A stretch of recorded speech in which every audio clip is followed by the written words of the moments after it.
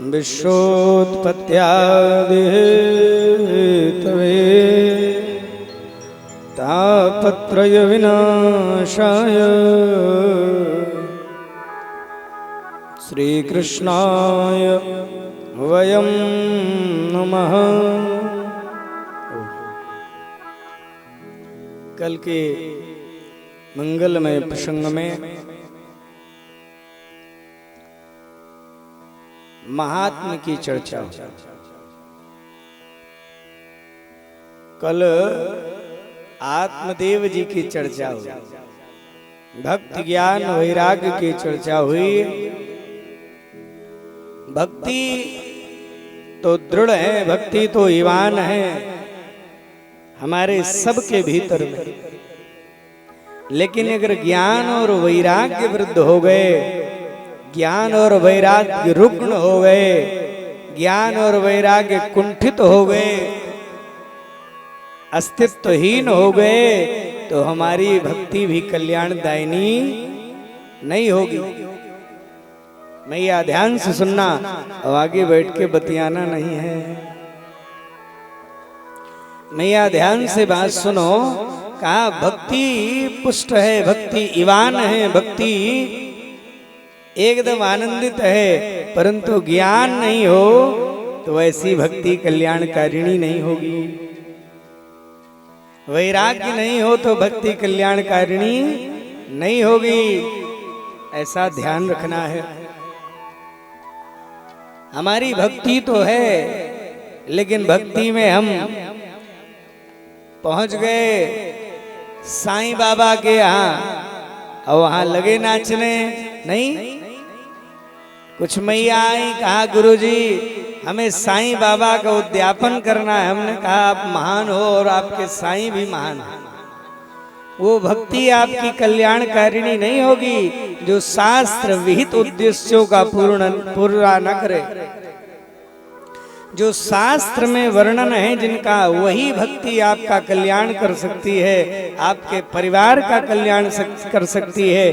ये तथाकथित पिक्चर बना लेने से, टीवी में आने से और किताबें छाप लेने से, किसी के कहने से कोई व्रत पूजा अनुष्ठान नहीं करना चाहिए।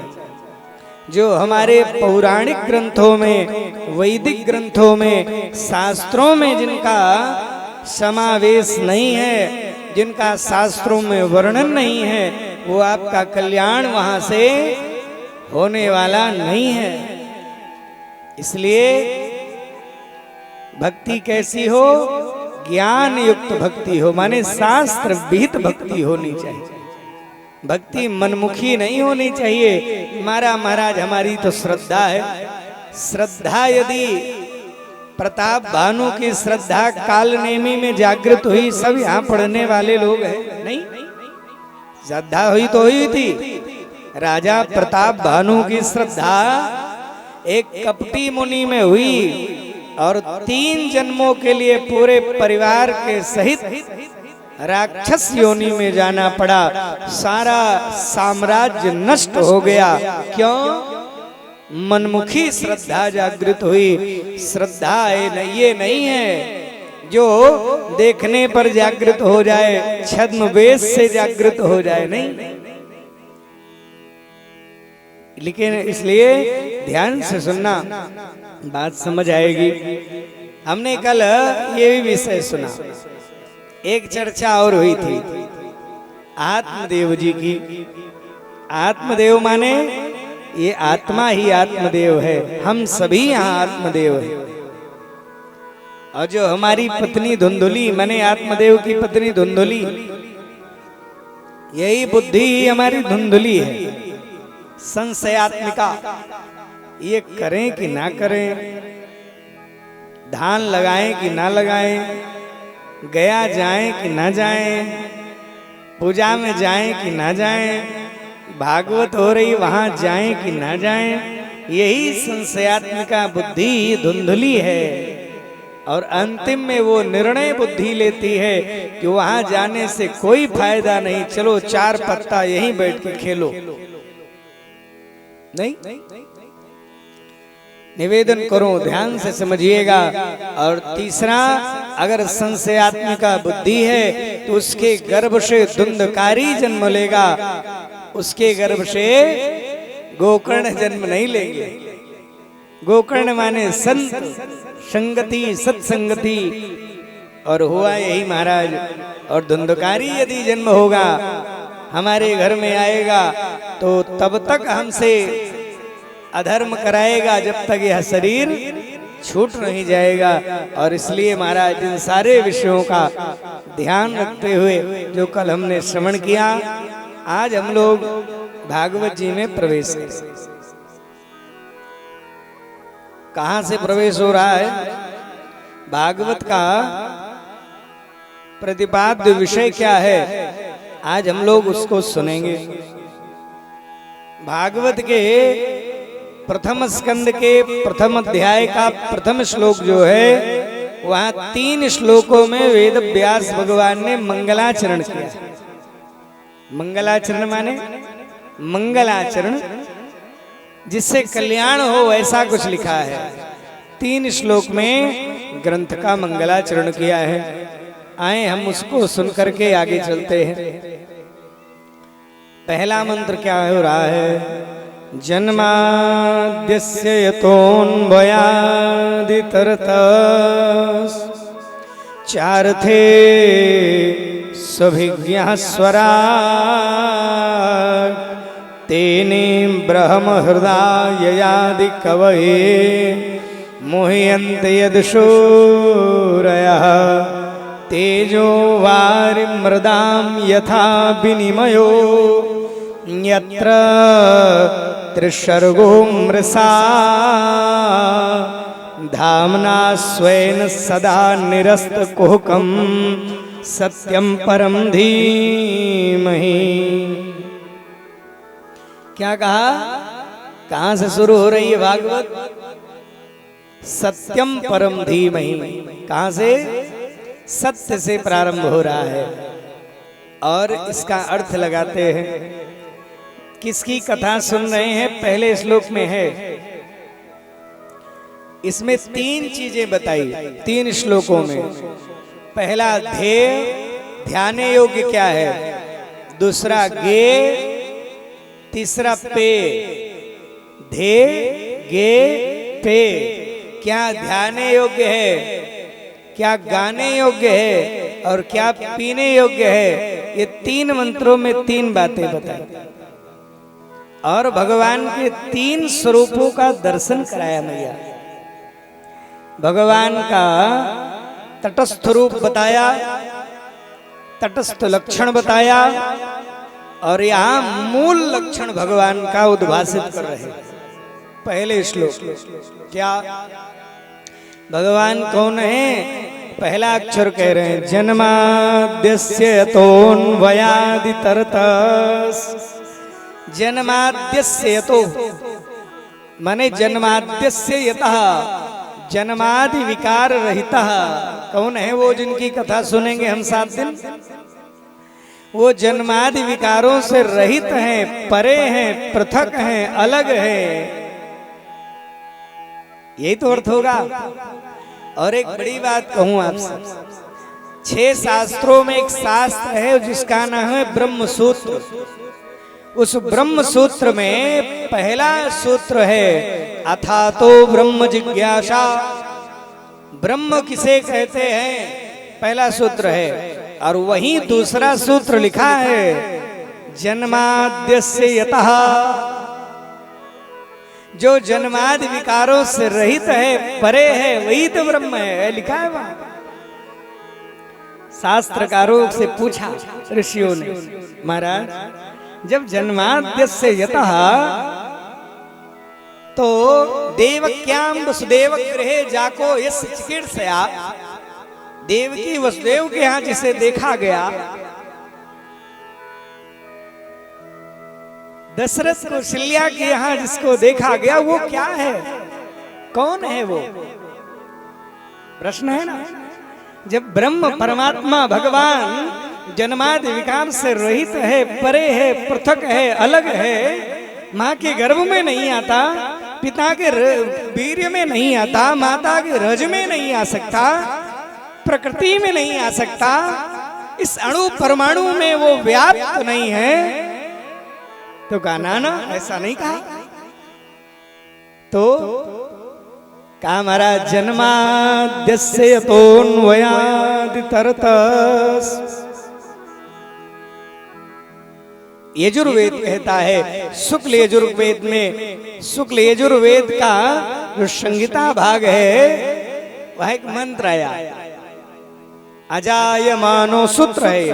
भगवान कैसे हैं? अजायमानो। ऋषियों ने कहा हमारा काम कैसे चलेगा जब अजायमान लिख दिया आपने, जायमान नहीं है तो आएगा, दिखेगा, खिलाएंगे कैसे, पूजा किसकी करेंगे? तो यजुर्वेद कहता है बहुधा विजायते, वो बहुत भी है, जो अजाय है फिर भी बहुत है। अजायमानो बहुधा विजायते तस्य योनिं परिपश्यन् सुधीराः तस्सुर्भुवनानि विश्वा यो देवेभ्यो जातो नमो रुचाय ब्रह्मणे रुचं ब्रह्म जनयन्तो देवा अग्रे तद्ब्रुवन्। कहने का मतलब एक एक शब्द समझिए। भगवान क्या है? सूत्र कह रहा है, जन्माद, भागवत कह रहा है जन्माद्यस्य यतोऽन्वयादितरतस्। इसके अर्थ को बड़े बड़े सूरी नहीं समझ सकते। चार थे सुविज्ञः स्वराट्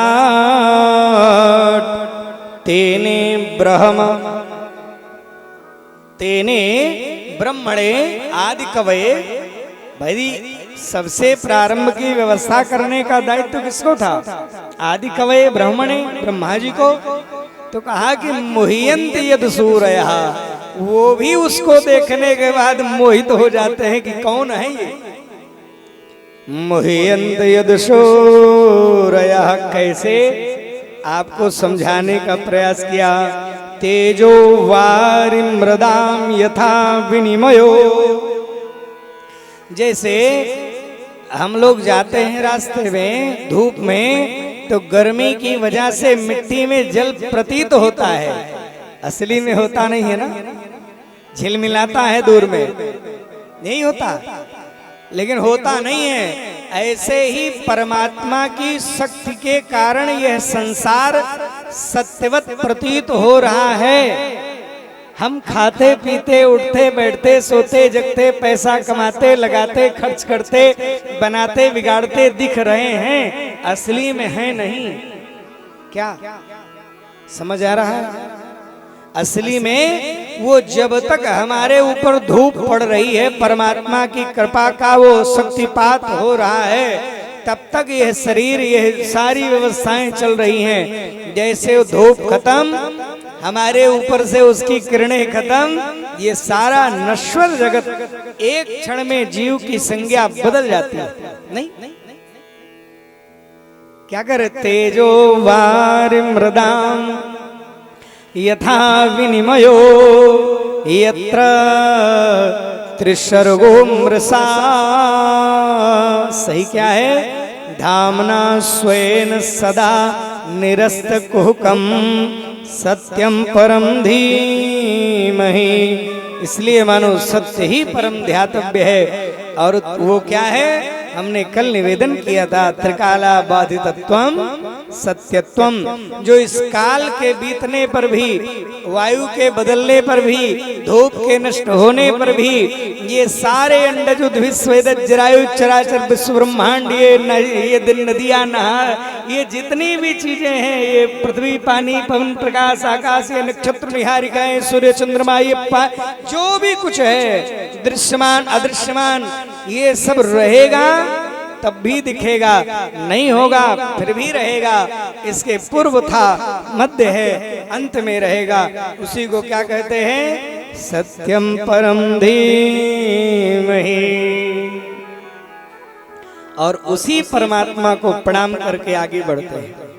एक कारण और है, लोगों ने कहा कि गुरुजी भागवत के प्रथम में ही आपने नियम होता है, जिस ग्रंथ की रचना हो रही है उसका जो प्रतिपाद्य विषय है उस विषय की अभ्यर्चना, उस विषय के प्रतिपाद्य देवता की प्रार्थना पहले मंत्र में की जाती है। अब आपने किसी देवता का नाम नहीं लिखा, क्यों? कहा यदि हमने कृष्ण का नाम लिया होता तो उनके वंशज कहते यहाँ तो हमारा कॉपीराइट है, नहीं, यहाँ तो और लोगों का प्रवेश नहीं हो सकता, यहाँ तो मेरा ही कॉपीराइट, मैं ही कर सकता हूँ सब कुछ।